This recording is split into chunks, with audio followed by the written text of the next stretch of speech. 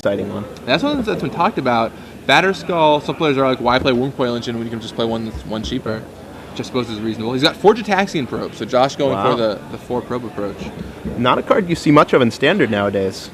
On the other hand, it looks like we've got Matt Black Hoey. Control. Yeah, it looks like we have Grave Titans, Wormcoil Engine, Snapcaster Mage for the creatures, Mana Leak, 1 Geth's Verdict, 1 Tribute to Hunder, so a couple Edict effects in there. Yeah. Forbidden Alchemy. It looks to me like a lot like Caleb Durward's list with the one of... yeah, it does. 1 tributes. So we have some Forbidden Alchemies, Doomblade, Life's Finale.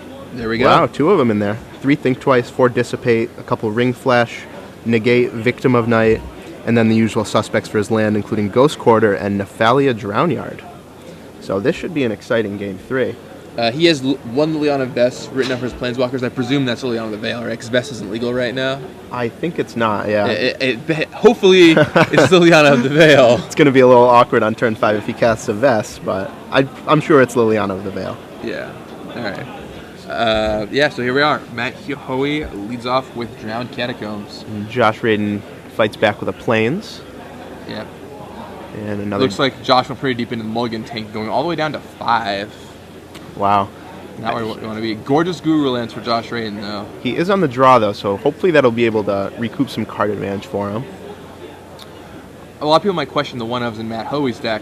Inkmoth Nexus down for Josh Rayden. A lot of people might question the one-ofs, but with Snapcaster Mage in your deck, it's often right to split your removal spells so you can have versatility later on in the game. And yeah, there's Liliana of the Veil hiding out in Matt Hoey's hand. Very good. So no game losses today. Yeah. All right, so Nexus gets in for 1. Looks like Josh doesn't have another play.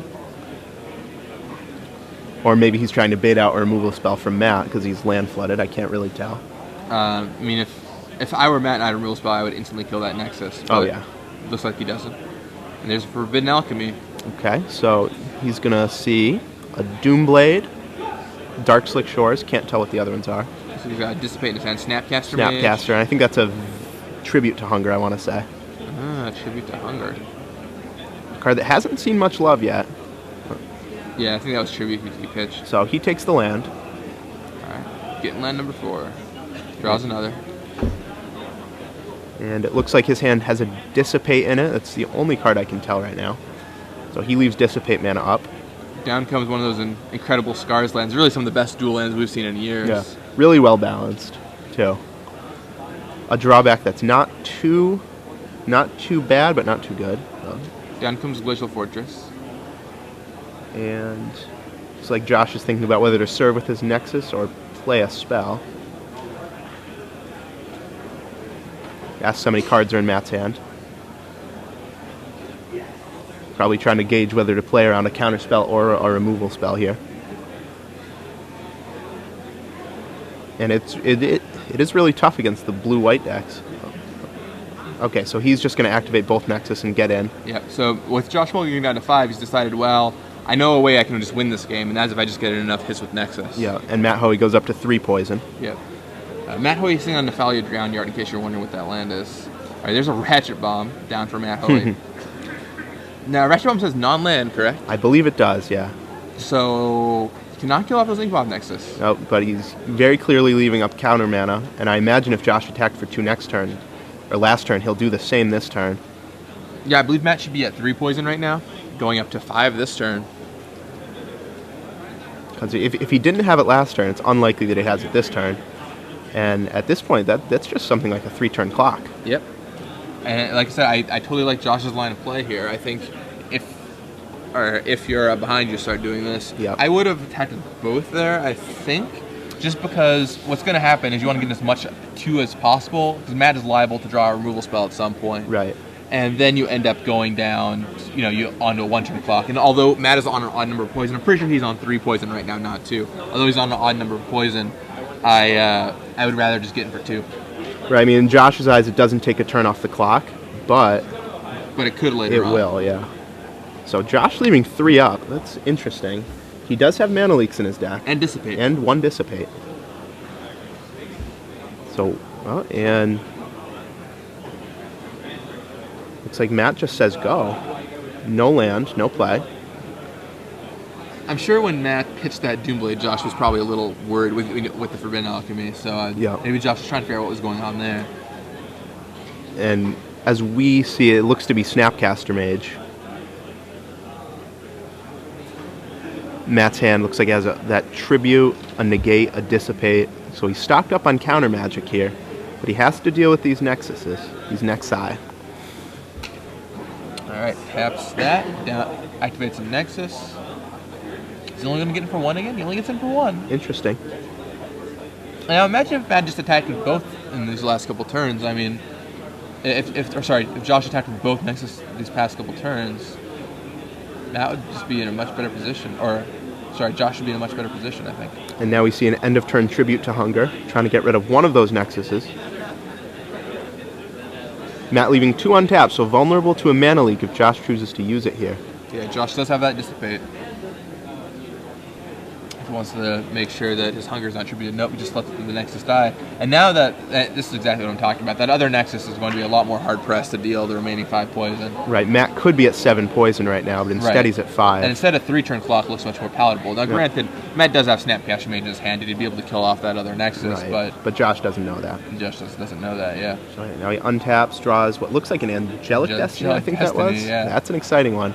If he can ever sneak that onto an Inkmoth Nexus when Matt's tapped out. It only takes 1 turn. Yeah. Matt thinks he's safe to tap out for something like a Grave Titan. That won't be the case. We see that Matt goes untap Grave Titan. What is the worst that could possibly happen? Untap, activate Nexus, give it Angelic Destiny, attack you for lethal. Oh my! Oh, I would definitely not do that here. Although Matt's just taking it, so maybe we'll see an end of turn. End step Tribute to Hunger. Snapcaster. I guess I can't tell what's in Josh's hand. If you have nothing else to do, I would probably do that. But at this point, I think you really want to lean on the play of when you tap out for Grave Titan and do something else. Right. All right, so Josh is going to, or Matt is going to mill Josh for 3 with Nephalia Drownyard. Interesting choice. I don't know if I would do that just because Matt has so much gas in his hand. I think you have to deal with the threat of those Nexi, or of that one Nexus that's left. I would just snap down the Mage and flashback. I'm kind of surprised he didn't do that. We'll see what he has in store for us here. Matt's hand is loaded. Is he going to go for Grave Titan? Oh, he's a mana short to do so. 1 short. Maybe that's a good thing for him because he would just die if he chose to do that. Yeah, what he doesn't know is, Josh would go Angelic Destiny my Inkmoth Nexus. And I don't really like attacking with that Nexus here because you want Matt to be at 5 poison because you want him to think he's safe. You want him to tap out for Grave Titan. Exactly. Or, if you're at 3, maybe it's a little more dangerous. And Matt just takes it again and goes up to 7. Wow. We were talking last night about Angelic Destiny. Like, we made a joke, like, if somebody does it, that'll be hilarious. But it's a reasonable line of play right now. Yeah. I'm surprised. Why is he not Snapcaster Maging? Doesn't Snapcaster, doesn't even mill. So he must have something planned that we don't know. You at least want to mill yourself, right? Right. Mill somebody. So he has a lot of Edict effects right now.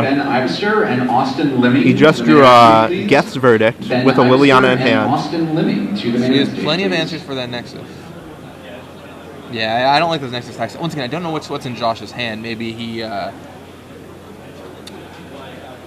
maybe the tempo of this match is something that we don't know about. Maybe it's just a draw-go match, a long, fought-out match. Maybe that could explain their play here. Yeah, I mean, Josh maybe just doesn't have any action in his hand. Yeah. Attacking isn't the worst. Maybe he just thinks Matt doesn't have any removal or any Snapcaster Mages, but he really can't afford to lose that Nexus here. You just have to trick... Matt has to tap for Grave Titan eventually, and when he does, you just get him. Yep. And Matt discards Liliana, so that lets Josh know that he's not short on action. Looks like Josh even has the Mirror Crusader in his hand, and there's the Geth's Verdict with Dissipate Mana up. With Dissipate Mana untapped. That's bad news for Josh Rayden. Yeah. I mean, there's no reason to attack there. If Matt's discarding, you just want to let him force the action. And Josh mulling over his options. Yeah, has his Dissipate Mana ready. Now, if Josh has a Mana Leak, he could go Dissipate Mana Leak. Yep. And then after that, you would think that Matt would just slam down that Grave Titan if he draws that 6th land. See what Josh opts to do. Can't quite make out what's in his hand. No. Definitely Angelic Destiny. Was that a Consecrated Sphinx that we saw? I don't think he has a Consecrated Sphinx in his deck. No, so no Sphinx. I sure hope not. 2 Sword of Feast and Famine. I just saw those. So it looks like an awkward draw for Josh. All enhancers, but no creatures here.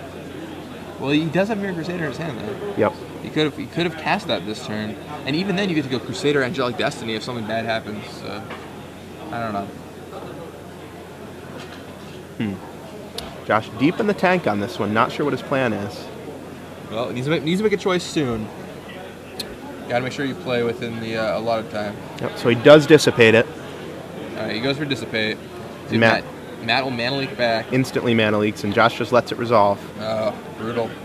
So dealt 7 poison, but now has no more Nexus. Yeah, now if he draws another one, maybe he can get somewhere, but... And there's the Grave Titan. And imagine if Josh was just not attacked with that Nexus. He would have went Crusader, Matt would have went End-Step Tribute to Hunger, Josh would have dissipated to draw out that Grave Titan, Matt goes untap, slams down Grave Titan, then Josh just wins with his Angelic Destiny. Yeah, I guess it didn't play out that way. Maybe he thought that Matt only had 5 lands. Probably wouldn't happen, but... Maybe. And here we have a Snapcaster. Flashbacking nothing. Just the old 2-1. Wow.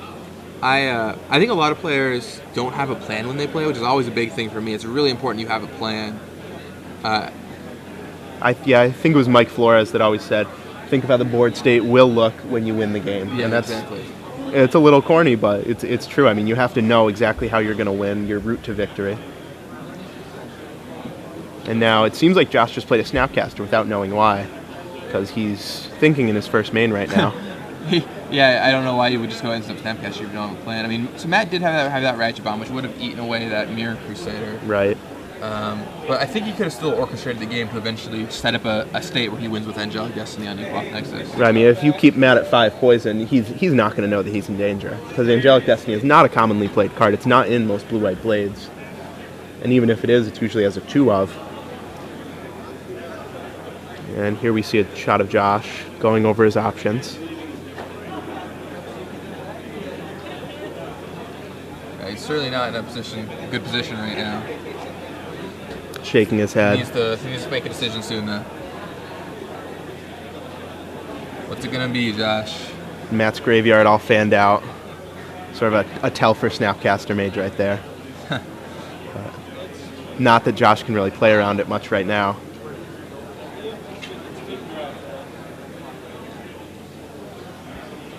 And tapping 3. Sort of Feast and Famine, okay. So he's going to try and get in with that Snapcaster. But I imagine that Matt's just going to, he pops his Ratchet Bomb and he'll block with his Grave Titan. Alright, yeah, the Grave Titan gets blocked. So, interesting line of play. Not sure what his plan is here. Very unlikely that he has Day of Judgment in his deck, post-board against a blue-black control deck, and I think that's going to be his only answer here.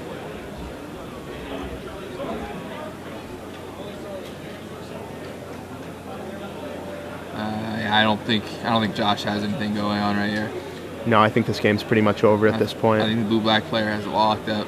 I mean, Mirror Crusader, I guess. Yeah, Josh is at 9 life right now, not 19. So if he blocks that Grave Titan, he'll go to 1 and, dissipate. Yeah, I think Grave Titan and a bunch of LSVs is going to take this down.